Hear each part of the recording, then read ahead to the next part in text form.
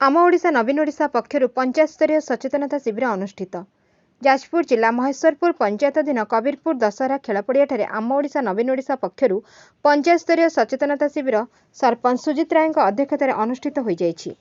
एही कार्यक्रम में पूर्वतन ब्लॉक अध्यक्ष प्रदीप नायक सभापतित्व अनुष्ठित सभारे मुख्य अतिथि भाव समाजसेवी कन्नट किशोरी दास, सम्मानित अतिथि भाव ब्लॉक अध्यक्षा सोनलता परिड़ा, जाजपुर जिलार दलीय उपसभापति गणेश चंद्र महाकूट, ब्लॉक सभापति परेश विश्वाल, जिला परिषद सभ्य सुनीता राउत, पंचायत पीओ नोडाल ऑफिसर प्रशांत महंती प्रमुख जोगदे प्रथमे प्रदीप प्रज्वलन करबा परे कुनी कुनी पिलामानक द्वारा स्वागत नृत्य परिवेशन करा जायतला।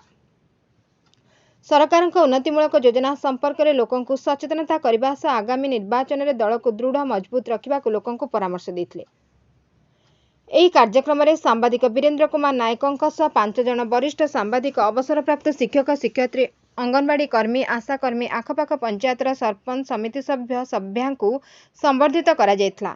अन्यमानक मध्यरे समाजसेवी ब्रजकिशोर पाढ़ी, पंचायत सभापति प्रदीप तराई, युव सभापति गदाधर मल्लिक प्रमुख जोग देथिले। शेषरे समिति सभ्या स्मृतिरेखा सामल धन्यवाद अर्पण करथिले। Bureau report Ekamra news.